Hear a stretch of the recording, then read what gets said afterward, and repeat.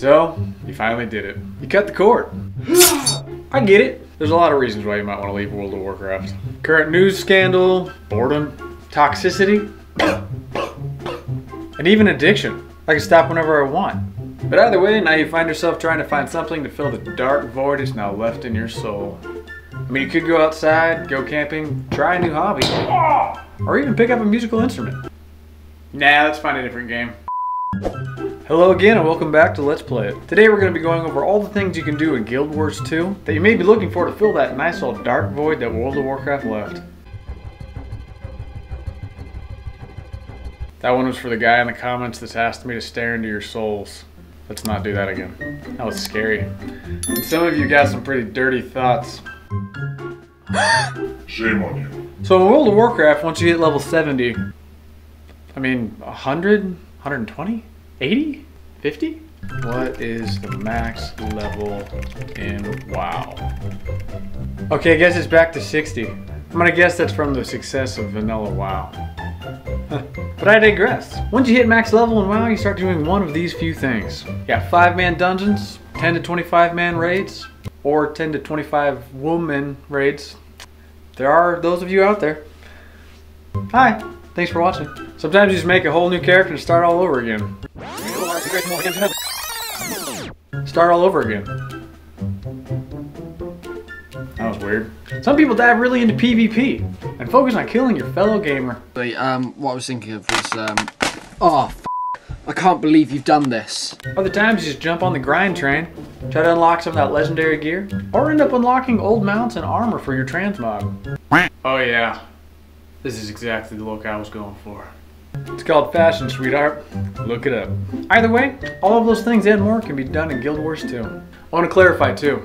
I have another video of 5 things I think Guild Wars 2 does better than World of Warcraft. But this is specific to things that you can do in both games and that'll help you move from one to the other. For example, I heard you like group content. So I put group content in your group content. Seriously, Guild Wars 2 is some of the most cooperative gameplay I have ever experienced. Pretty much everything you can do in Guild Wars 2 can be completed as a group. I will be honest though and say that the 5-man dungeons kind of abandoned. Which is a shame because they're pretty cool. But dungeons in Guild Wars 2 kind of got replaced by a thing called fractals. What the heck is a fractal? It's a curve or geometric figure, each part of which is a statistical character. In Guild Wars 2, fractals are quick 5-man dungeons, where you essentially live out a scene from Guild Wars lore. They're fun, they're quick, and they can be as challenging as you want too. You can get some amazing gear from them as well. I recently got into fractals with my current guild, and they're a lot of fun. At lower levels, they're pretty simple, but once you crank the difficulty up, they really start to get challenging. In addition to fractals, Guild Wars has both 10-man raids and what are called strike missions.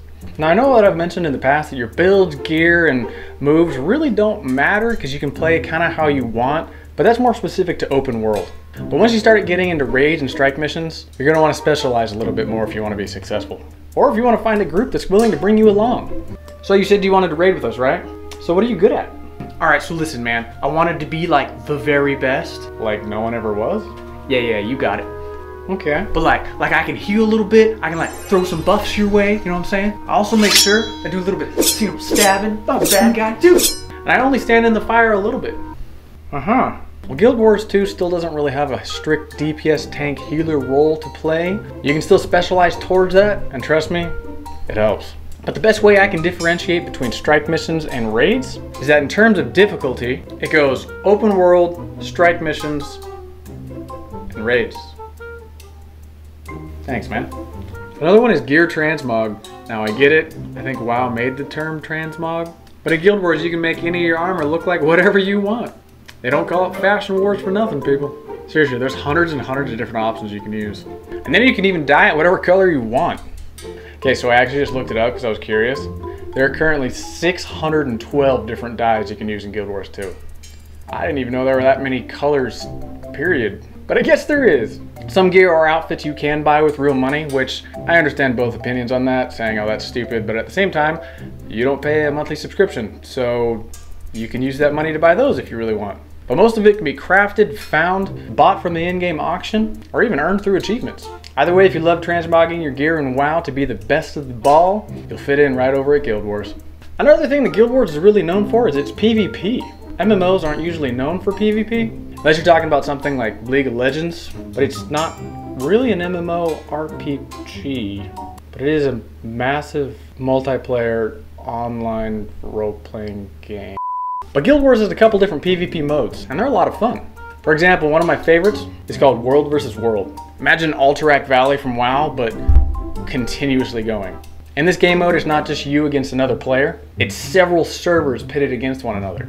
And the cool thing is you can pop in and out whenever the heck you want. It's got a mix of PvP and PvE content in it, and ultimately it's about conquering and controlling the entire map, all while competing against a giant group of people. Now let's say you think, hey, that's great, but I far prefer the small arena battles from WoW. Hey, they've got that in Guild Wars 2. One thing you'll notice about PvP in Guild Wars 2 is that everybody's automatically made at level 80, even if you haven't hit max level yet. This sets a much more even playing field for everybody, even though obviously your skill and your gear are gonna help. But if you're still looking for those smaller 5v5 battles, they've got those. They're called Conquest. There's ranked and unranked versions, so if you're super competitive, you can jump right in and start beating people. Carrie had THC in her system. It's kind of like Capture the Flag mixed with King of the Hill, all while just slaughtering each other. But it's a lot of fun. There are full guides you can find on YouTube all about PvP, builds for each class or profession, but I'm just here to tell you that it's pretty fun. With the action combat in Guild Wars 2, I genuinely enjoy PvP more in Guild Wars than I did in WoW. And I played a disc priest in PvP. That bubble life though. There's also legendary weapons as well. I recently crafted my first ascended weapon, which honestly is super close to a legendary, but it's basically like one step down. And it was a lot of work. But hey, it's definitely worth it. Watch out, watch out, watch out, watch out! I like when I see them big numbers. I'll be completely honest too. I don't think I'm gonna actually ever craft a legendary weapon in either game. It's not that I don't want them, I just don't have time. I have a full-time 50-hour-a-week job and this YouTube thing that I'm doing. And I also play games, so. Either way, I really only scratched the surface between the similarities between Guild Wars 2 and World of Warcraft. I know a lot of people are leaving WoW and jumping on the Final Fantasy XIV train, and honestly, I need to check it out again, because the last time I played was like 10 years ago. But I can tell you from personal experience that Guild Wars 2 has been a lot of fun. So if you're curious at all, try it out. Thanks as always for watching me be an idiot in front of the camera for a few minutes. If you like this video, please like and subscribe. And if you have any video ideas, throw them in the comments. But as always, have fun, guys.